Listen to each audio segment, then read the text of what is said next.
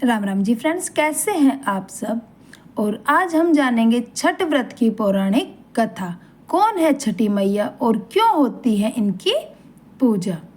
जय श्री कृष्णा, राधे राधे। आप सभी को छठ पर्व की हार्दिक शुभकामनाएं। आज कार्तिक मास के शुक्ल पक्ष की षष्ठी तिथि है और आज ही छठ पर्व का सबसे मुख्य दिन माना जाता है। वैसे तो इस महापर्व की शुरुआत कार्तिक शुक्ल पक्ष की चतुर्थी तिथि से ही हो जाती है, लेकिन आज का दिन सबसे महत्वपूर्ण होता है। यह व्रत काफी कठिन माना जाता है। इसमें 36 घंटों तक निर्जला व्रत रखा जाता है और पानी में खड़े रहकर सूर्य देवता को अर्घ दिया जाता है। छठ व्रत पूजा के दौरान छठ व्रत की कथा को सुनना अत्यंत महत्वपूर्ण माना जाता है। बिना इसको सुने व्रत पूर्ण नहीं माना जाता है। तो आज मैं आपको सुना रही हूँ छठ पर्व की बड़ी ही पौराणिक और दुर्लभ कथा। तो इस कथाओं को बड़ी ही श्रद्धा और प्रसन्नचित्त मन से पूरा सुनिएगा।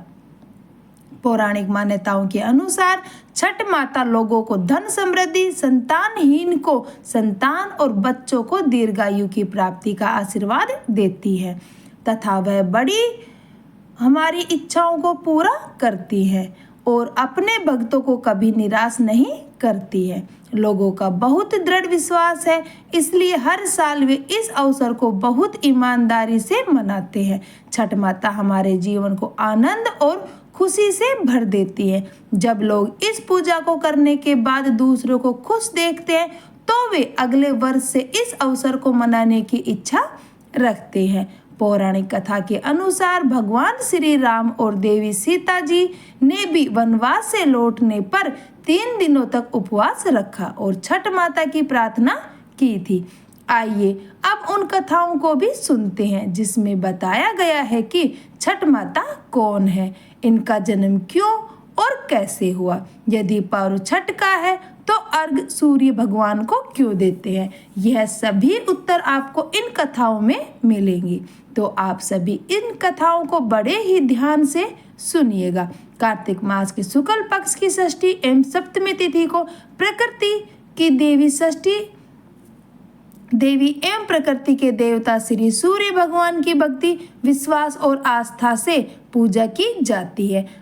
प्रजापति ब्रह्मा जी ने काल के समय नदी के तट पर कार्तिक मास की शुक्ल पक्ष की षष्ठी तिथि को अपने मन से प्रकृति के छठे अंश से एक दिव्य कन्या को जन्म दिया, जिनका नाम मनसा देवी हुआ और प्रकृति के छठे अंश से उत्पन्न होने के कारण इनका नाम षष्ठी देवी अर्थात छठ मैया पड़ा। छठी मैया ने विधाता से अपने जन्म का उद्देश्य पूछा तो ब्रह्मा जी ने छठ मैया को वरदान दिया कि हे देवी, आप संसार के सभी बच्चों की सुरक्षा करें और जो भी माताएं आपकी पूजा करें उनके सुहाग, वंश, परिवार, धन संपत्ति, आयु, आरोग्य और बच्चों की सुरक्षा करें। छठ मैया ने जब अपने निवास स्थान के बारे में पूछा तो विधाता ने कहा कि आपका जन्म नदी तट पर हुआ है और प्रकृति अर्थात श्री सूर्य भगवान के छठे अंश से, इसलिए आज से प्रत्येक महीने के शुक्ल पक्ष की षष्ठी तिथि को आपकी पूजा श्री सूर्य देव की किरण में और नदी, तालाब या स्वनिर्मित तट पर होगी। श्री सूर्य भगवान में आपका निवास होगा, इसलिए आपके नाम से आपकी पूजा श्री सूर्य भगवान को समर्पित अर्घ से होगी। इसलिए छठ माता की पूजा नदी, तालाब या किसी तट पर ही होती है और श्री सूर्य भगवान की किरणों में निवास करने के कारण छठ माता का अर्घ श्री सूर्य भगवान को दिया जाता है और वहीं से छठ मैया पूजा स्वीकार कर छठ व्रतियों को अखंड सुहाग, धन संपत्ति, आयु, आरोग्य और बच्चों को सुख पूर्वक दीर्घ जीवन का आशीर्वाद देती है। क्योंकि छठ मैया का जन्म कार्तिक मास की शुक्ल पक्ष की षष्ठी तिथि को हुआ था, इसलिए कार्तिक मास के शुक्ल पक्ष की षष्ठी और सप्तमी तिथि को इनकी पूजा की जाती है। पौराणिक कथा के अनुसार एक बार एक बूढ़ी माई अपने बेटे, बहू और पोते के साथ रहा करती थी। बूढ़ी माई के घर में किसी भी सुख की कोई कमी नहीं थी। बूढ़ी माई छठ मैया की परम भक्त थी और हर साल कार्तिक शुक्ल षष्ठी को छठ का व्रत बड़ी ही श्रद्धा और भक्ति भाव के साथ रखा करती थी। किंतु बूढ़ी माई को जो वह बहुत ही आधुनिक सोच वाली स्त्री थी। उनका पूजा पाठ में कोई विश्वास नहीं था, ना ही उनका पूजा पाठ में मन लगता था। एक बार जब कार्तिक मास की शुक्ल पक्ष की चतुर्थी आई तो बूढ़ी माई तो बहुत प्रसन्न थी, क्योंकि उस दिन से छठ का 4 दिवसीय पावन त्योहार जो शुरू हो रहा था। बूढ़ी माई अपने घर की साफ सफाई में लग गई। उसने अपने बेटे को पूजा की सामग्री लाने के लिए बाजार में भेज दिया। अब बूढ़ी माई ने अपने बेटे की सलामती और उसकी खुशियों के लिए छठ का व्रत किया।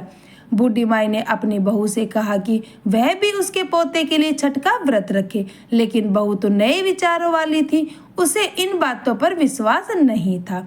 वह सास से कहने लगी कि माँ जी, यह सारी बातें तो बिल्कुल बेकार हैं, मुझे इन सब पर कोई विश्वास नहीं है, ऐसा करने से क्या होगा। तब बूढ़ी माई ने अपनी बहू को छठ मैया की महिमा बताते हुए एक पौराणिक कथा सुनाई। बूढ़ी माई बोली, बेटा, बहुत समय पहले की बात है। प्रियव्रत नाम के एक प्रसिद्ध राजा हुआ करते थे। उसके पिता का नाम स्वयंभू मनु था। राजा प्रियव्रत बहुत ही सदाचारी और धार्मिक प्रवृत्ति के मनुष्य थे, किंतु जब उसका विवाह हुआ तो विवाह में कई वर्षों के बाद भी उसे संतान सुख नहीं मिला। तब ऋषि कश्यप ने उन्हें पुत्रेष्टि यज्ञ कराने की सलाह दी। राजा प्रियव्रत ने पूरे विधि विधान से पुत्रेष्टि यज्ञ का अनुष्ठान किया। उस यज्ञ में प्रसाद रूप में मिली हुई खीर को राजा प्रियव्रत ने अपनी रानी को खिलाया, और इस यज्ञ के पुण्य प्रभाव से ही राजा की पत्नी गर्भवती हुई। समय आने पर 9 महीने के बाद रानी ने एक बहुत ही सुंदर पुत्र को जन्म दिया, परंतु वह पुत्र मरा हुआ पैदा हुआ। राजा प्रियव्रत ने अपने उस मृत बालक के शव को लेकर शमशान में गए और एकांत में शमशान की भूमि पर बैठकर अपने मृत पुत्र को अपने सीने से लगाकर राजा बिलख बिलख कर रोने लगा। फिर क्या था, इतने में ही वहां पर एक दिव्य प्रकाश प्रकट हुआ और वह दिव्य प्रकाश एक दिव्य नारी में बदल गया। राजा ने उस दिव्य नारी को देखा तो हाथ जोड़कर उसे प्रणाम किया और पूछा कि हे देवी, आप कौन हैं। राजा प्रियव्रत की बात सुनकर देवी ने उनसे कहा, राजन, भगवती मूल प्रकृति के अंश से प्रकट हुई मैं देवी छठी हूँ और इस संसार में मैं छठी माई के नाम से जानी जाती हूँ। ऐसा कहकर छठ माता ने उस मृत बालक को उठा लिया और अपने प्रभाव से उसे पुनः जीवित कर दिया। जब राजा ने देखा तो वह स्वर्ण के समान सुंदर और स्वस्थ पुत्र छठी माता की गोद में खिलखिला रहा था। अभी राजा प्रियव्रत उस बालक की ओर देख ही रहे थे कि छठ माता उस बालक को अपने साथ आकाश में ले जाने लगी। यह देखकर राजा दुख से विहलब हो उठा। उसके होठ, कंठ, तालु सब सूख गए और उसने माता की स्तुति की। राजा ने स्तुति करने से छठ माता प्रसन्न हुई और कहा कि हे राजन, तुम सर्वत्र प्रकृति यानी सूर्य, उषा, जल और वायु की पूजा करवाओ और खुद भी किया करो। प्रकृति की आराधना से और समस्त संसार वर्ष भर सुखी और स्वस्थ निरोगी रहेंगे और दीर्घायु को प्राप्त होंगे। तब राजा प्रियव्रत ने सूर्य, उषा, जल और वायु की तथा छठी माता की पूजा किया और व्रत किया। इस पूजा से प्रसन्न होकर छठ माता ने राजा के पुत्र को वापस दे दिया। तभी से कार्तिक शुक्ल षष्ठी के शुभ अवसर पर सूर्य, उषा, प्रकृति, जल और वायु के साथ छठी मैया की पूजा की जाने लगी। अपनी बहू को यह कथा सुनाकर बूढ़ी माई कहने लगी कि बेटी, छठ माता की महिमा तो ऐसी है कि स्वयं भगवान श्री राम और सीता माता ने भी छठ का व्रत करके भगवान सूर्य देव का आशीर्वाद प्राप्त किया था। और तो और महाभारत काल में दानवीर कर्ण और पांडव के भी छठ का व्रत कर चुके हैं। यह सुनकर वह आधुनिक युग और नए विचारों वाली बहू बोली, माँ जी, यह सब तो मनगढ़ंत बातें हैं। मैं इन सब बातों पर कोई विश्वास नहीं करती। ना तो मैं इतने घंटों तक भूखी प्यासी रह सकती हूँ और ना ही अपने शरीर को कष्ट दे सकती हूँ। यह व्रत तो माँ जी आप ही करो। सास ने बहू को फिर से समझाने की कोशिश की, लेकिन वह नहीं मानी उल्टा वह तो सास और छठी माता का मजाक बनाने लगी।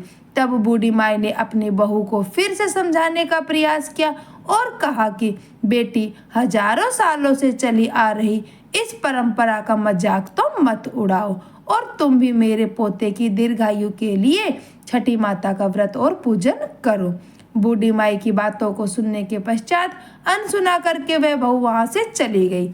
लेकिन बूढ़ी माई ने बड़ी श्रद्धा और विश्वास के साथ नहाए खाए का दिन किया और उधर बहू ने सारा दिन मौज मस्ती में बिता दिया। अगले दिन छठ के पर्व का दूसरा दिन आया, यानी कार्तिक मास की शुक्ल पक्ष की पंचमी का दिन आया, जिसे खरना के नाम से जाना जाता है। शाम को जब बूढ़ी माई ने अपने बहू को खीर और पूड़ी का प्रसाद दिया, तब बहू ने फिर से कहा कि माँ जी, इतना कठिन निर्जला व्रत क्यों कर रही हो और इस बुढ़ापे में अपने शरीर को कष्ट क्यों दे रही हो? इससे आपको क्या फायदा होगा?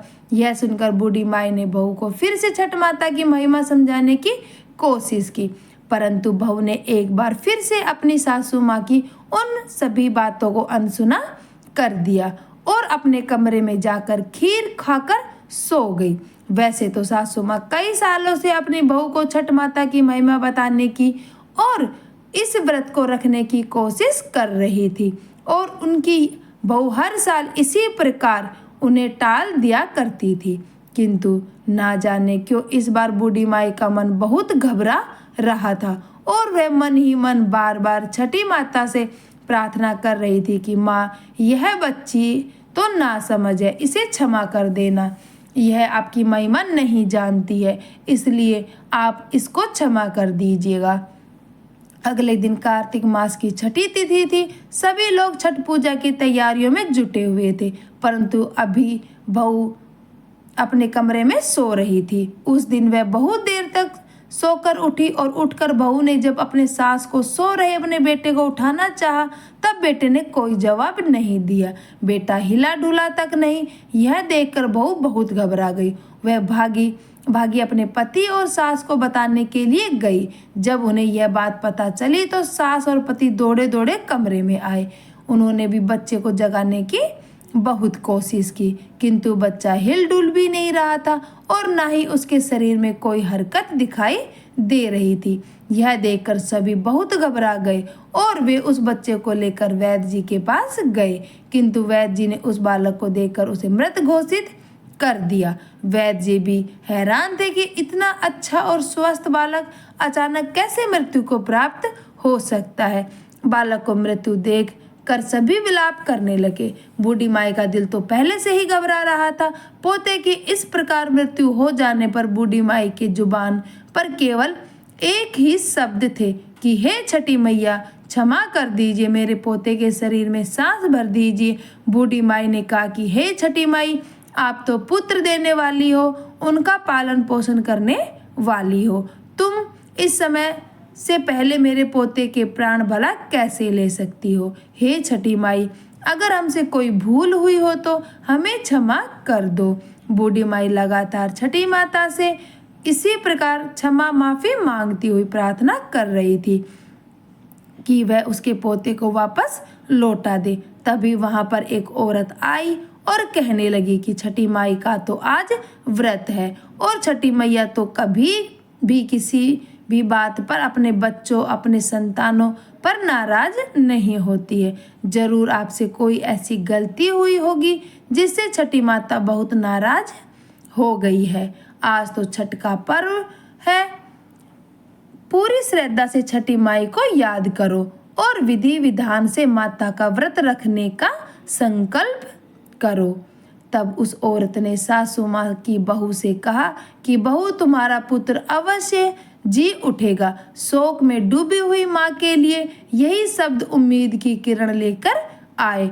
उस औरत ने बहू से कहा कि बहू, तुम भी संकल्प लेकर इस व्रत का अवश्य ही करना।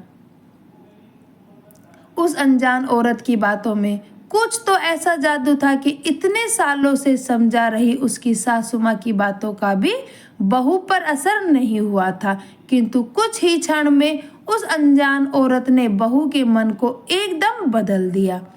बहू के मन में छठी माता के प्रति श्रद्धा और विश्वास भर गया और वह आंखें बंद करके छठी माता को याद करने लगी और छठी माता से प्रार्थना करके कहने लगी कि हे छठी माई, मेरे बच्चे को पुनर्जीवित कर दो। मैं अब से हर साल छठ का व्रत अवश्य ही रखूंगी। इस प्रकार आंखें बंद कर जब वह बहू छठ माता का व्रत करने का संकल्प ले रही थी कि तभी उसने देखा कि उसकी गोद में बच्चा आंखें खोलकर मुस्कुरा रहा है।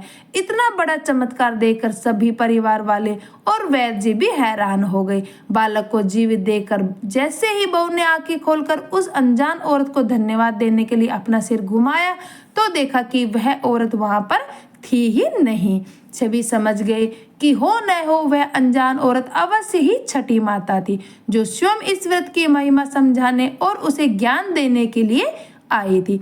इसके बाद तो बहू ने बूढ़ी माई के साथ मिलकर पूरी श्रद्धा के साथ छठ पूजा की तैयारी की। शाम को घाट पर जाकर सूर्य देव को संध्या अर्घ और अगले दिन उषा अर्घ देने का व्रत का पारण किया कि हे छठी मैया, जैसे आपने बूढ़ी माई के विश्वास की लाज रखी और उसकी बहू को सद्बुद्धि दी तथा उसके बच्चे की रक्षा की, ऐसे ही इस कथा को कहने, सुनने और हुंकारा भरने वाले सभी परिवारजनों की रक्षा करना, सभी को सद्बुद्धि देना और सभी की संतानों की रक्षा करना।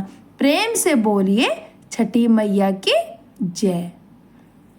अब आइए श्रवण करते हैं छठी मैया की दूसरी पौराणिक कथा। एक गांव में एक देवरानी और एक जेठानी रहा करती थी। दोनों का बंटवारा हो चुका था। दोनों अलग अलग रहा करती थी, अलग अलग चूल्हे पर खाना बनाती थी और अलग अलग ही रहती थी। कोई भी काम हो तो सब अलग अलग ही करती थी। दोनों देवरानी जेठानी को कोई संतान नहीं थी। देवरानी बड़े ही अच्छे स्वभाव वाली और सीधी सादी महिला थी तथा जेठानी थोड़ी सी क्रूर और गुस्से वाली थी, लेकिन फिर भी वे एक दूसरे के सदा प्रेम से बातचीत कर जीवन यापन कर रही थी। धीरे धीरे समय बीतता गया। इस प्रकार करते करते 11 वर्ष हो गए, फिर भी दोनों को संतान सुख प्राप्त नहीं हुआ। एक दिन की बात है, देवरानी जेठानी अपने घर के बाहर बैठी हुई थी तो आस पड़ोस की महिलाएं वहां बैठकर आपस में बातें कर रही थी कि कार्तिक मास आ गया, हमें नियम धर्म से भोजन करना चाहिए, नियम धर्म से भोजन बनाना चाहिए, तुलसी माता की सेवा करनी चाहिए और छठ व्रत वाले दिन बड़े ही नियम धर्म से सफाई करके उनका पालन करना चाहिए। उन सब की बातें सुनकर देवरानी जेठानी उन सब से पूछने लगी कि इस व्रत को करने से क्या फल मिलता है, इससे क्या होता है। तब पड़ोसन बोली, सूर्य खटी व्रत है, ये कार्तिक के शुक्ल पक्ष का प्रधान व्रत है। ये छठ व्रत करे जो पूर्ण हो उसके मनोरथ। कोढ़ी को मिले काया, लंगड़े को मिले रथ, बांझन को मिलता है बेटा, निर्धन को मिले धन, अंधे को मिले आंख। इस प्रकार कहते हुए पड़ोसन ने छठ के महापर्व की सभी विधि विधान उन दोनों को बतलाया। यह सुनकर देवरानी जेठानी बड़ी ही प्रसन्न होती है और कहने लगी, बहन हम भी छठ व्रत करेंगे और अपने लिए छठी मैया से पुत्र मांगेंगे और सच्चे मन से पूरे निष्ठा से इस व्रत को करेंगे। दोनों देवरानी जेठानी अपने अपने घर आई। कुछ दिनों बाद कार्तिक मास शुक्ल पक्ष की चतुर्थी आई। उन दोनों ने चतुर्थी के दिन नियम धर्म से भोजन बनाया। लौकी की सब्जी, चने का दाल बनाया, चावल, ये सभी भोजन बनाया और भोजन बनाकर दोनों बड़े प्रेम से भोजन की। जो देवरानी थी वह अपने आस पड़ोस में भी उस प्रसाद को थोड़ा थोड़ा बांट देती है और थोड़ा सा कुत्ते के लिए निकाल देती है, थोड़ा गौ माता के लिए तो थोड़ा सा बछिया के लिए, और एक पत्ते पर पंछी रानी को रख कर देती है। और जो जेठानी थी उसने प्रसाद बनाने के बाद किसी को कुछ भी नहीं दिया और चुपचाप खा ली। इस प्रकार से नहाए खाए का दिन तो पूर्ण हो गया। अगले दिन आया खरना का। इस दिन देवरानी जेठानी ने पूरे दिन उपवास रखा और संध्या के समय विधि पूर्वक साफ सफाई से भगवान के प्रसाद के लिए खीर बनाया। खीर बनाने के बाद देवरानी ने तो उस खीर प्रसाद को भगवान को भोग लगाकर छठी मैया को चढ़ाकर अपने खाने के लिए उसने जैसे ही थाली में खीर परोसा, उसे याद आया कि उसने तो घी का दिया जलाया ही नहीं। अब घी का दिया लेने के लिए वह अलग कमरे में गई। फिर क्या था, इधर जेठानी ने भी पूरी श्रद्धा भाव से खीर बनाया। खीर बनाने के बाद वह भगवान को भोग लगाकर बिना किसी को बुलाए बिना खीर प्रसाद वितरण किए खुद ही खीर खाने के लिए बैठ गई। फिर उसे भी याद आया कि उसने तो दिया जलाया ही नहीं। वह भी दिया लेने के लिए अन्य कमरे में चली गई। तभी अचानक दो कुत्ते उनके घर में घुसे और भोजन खाने लगे। अंदर से चप चप की आवाज आई तो दोनों अपने अपने कक्ष में भीतर जाकर देखने लगी। देवरानी ने कुत्ते को खीर खाते हुए देखा तो कुछ नहीं बोली तथा बर्तन में बची हुई खीर भी बड़ी श्रद्धा के साथ उसके आगे डाल दी। लेकिन जेठानी थाली में मुंह मारते हुए कुत्ते को देखते ही आग बबूला हो गई। उसने कमरे के द्वार बंद कर दिया और डंडा लेकर कुत्ते को इतना मारा कि उसके कमर की हड्डी तोड़ दी और उसकी आंख फूट गई, उसका पैर टूट गया, अर्थात कुत्ता अधमरा सा हो गया। जैसे तैसे चीखते चिल्लाते हुए वह जान बचाकर वहां से भागा। अब जब दोनों कुत्ते बाहर मिले तो एक दूसरे का हाल पूछने लगे। जो कुत्ता देवरानी के यहाँ गया था वह बोला, मैं जिसके कमरे में गया था वह स्त्री तो बड़ी ही भली थी। मुझे खीर खाते देखकर भी उसने मुझे कुछ नहीं कहा, बल्कि बर्तन में खीर खत्म हो जाने के बाद उसने उसमें खीर डाल दी ताकि मैं पेट भर खा सकूं। उसने तो मेरी आत्मा ऐसे तृप्त की कि मेरी तो छठी माई से यही कामना है कि मरने के बाद मैं उसी का पुत्र बनूं और जीवन भर उसकी सेवा करके इस ऋण को चुकाता रहूं। जिस प्रकार उसने मेरी आत्मा को तृप्त किया है उसी प्रकार मैं उसकी आत्मा को तृप्त और प्रसन्न करता रहूं। अब तुम बताओ कि तुम्हारे साथ क्या हुआ। तुम्हें देखकर तो लगता है कि तुम्हारी तो बहुत पिटाई हुई है। दूसरा कुत्ता बड़ी ही दुखी स्वर में करहाता हुआ बोला कि हे मित्र, तुम्हारा अनुमान बिल्कुल ठीक है। भाई, आज से पहले मेरी ऐसी दुर्गति कभी नहीं हुई थी।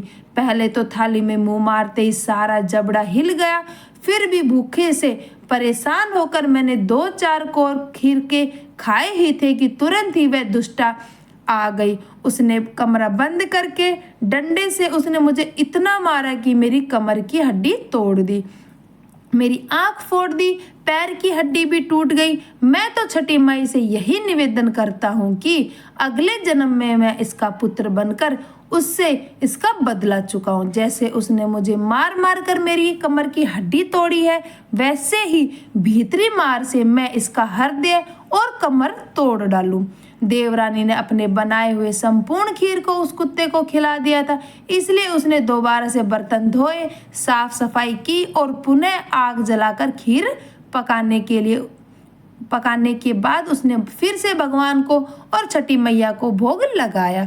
इसके बाद आस पड़ोस में फिर उसने खीर वितरण किया। इसके बाद आचमन करके खीर को बड़े ही प्रेम श्रद्धा के साथ पूरा ग्रहण किया। इधर जो जेठानी थी वह गुस्से में आग बबूला हो गई। उसने दोबारा ना तो खीर बनाई ना ही घर की साफ सफाई की। उसके सिर पर तो क्रोध सवार था और उसी बची कुची खीर को ही ग्रहण कर लिया। इस तरह से दोनों देवरानी जेठानी ने अपने छठ व्रत को पूर्ण किया।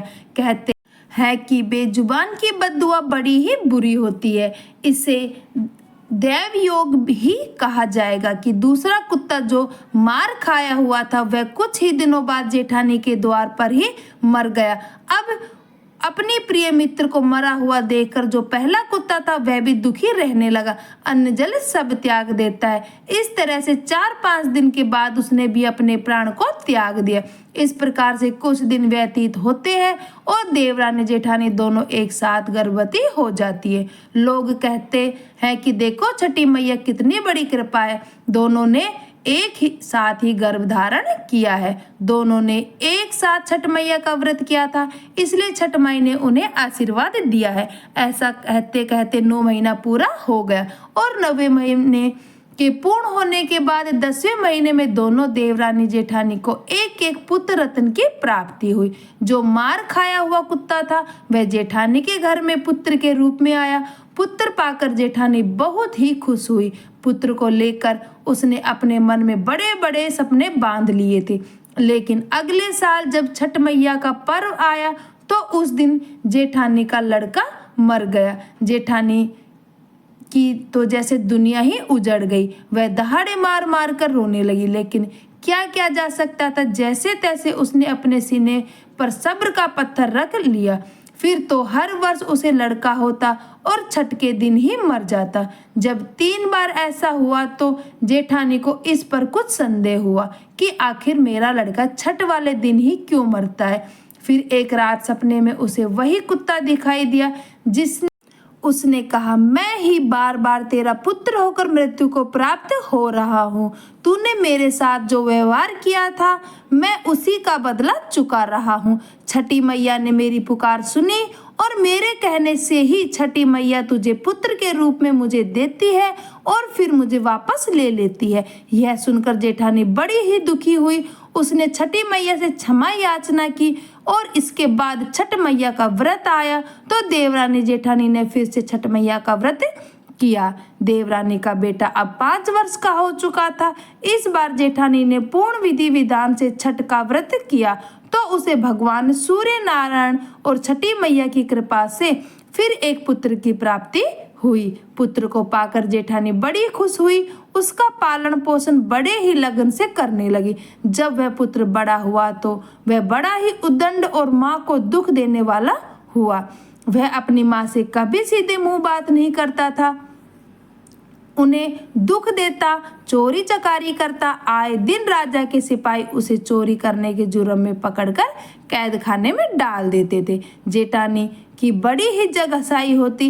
इस तरह से जेठानी का बेटा अपनी माँ को सदैव दुख दिया करता था। वह जीवित तो हो गया लेकिन दुख देना नहीं छोड़ा। जेठानी बार बार छठी मैया से प्रार्थना करती रही लेकिन जो उसने पाप किया था एक ही बार में कहाँ धुलने वाला था। ऐसे ही एक दिन देवरानी के बेटे को अपनी बड़ी माँ का दुख देखा नहीं गया। उसने अपने छोटे भाई को बहुत समझाया और अपने पूर्व जन्म का सारा वृत्तांत सुनाया क्योंकि उसे अपने पूर्व जन्म की सभी बातें याद थी और किस प्रकार बड़ी माँ प्रायश्चित कर रही है। अब उन्हें तुम्हें क्षमा कर देना चाहिए। छठी मैया ने तुम्हें उनके गोद में दिया है, अब तुम उनकी सेवा करो, उन्हें दुख मत दो। वे बड़े ही निष्ठा से छठ का व्रत रखती हैं। यदि तुम उन्हें इसी प्रकार दुख देते रहोगे तो छठ मैया को कौन मानेगा। छठ मैया की महिमा बड़ी ही निराली है। उनके ही प्रताप से तुम फिर से जीवित हुए हो। इस प्रकार अपने बड़े भाई के द्वारा समझाए जाने पर वह छोटा भाई समझ गया और उसे भी अपने पूर्व जन्म का स्मरण हो आया। उसने अपनी माता अर्थात जेठानी को क्षमा कर दिया। इस तरह से वह अपनी माता की सेवा बड़ी ही लगन से करने लगा। छठी मैया की कृपा से पूरा परिवार खुशहाल हो गया। घर में अन्न धन की बरकत होने लगी। देवरानी जेठानी पुत्रवती अखंड सौभाग्यवती हुई। उनके घर परिवार में सुख समृद्धि खुशहाली पुनः वापस आ गई। हे छठ मैया, जैसे आपने देवरानी जेठानी के घर में सुख शांति बनाई उसी तरह कहानी सुनने वाले, सुनाने वाले और हुकारा भरने वाले के घर में भी सुख शांति बनाए रखना। बोलो छठी मैया की जय। वीडियो पसंद आए तो लाइक एंड शेयर भी करें और मेरे चैनल को भी जरूर से सब्सक्राइब करें। धन्यवाद।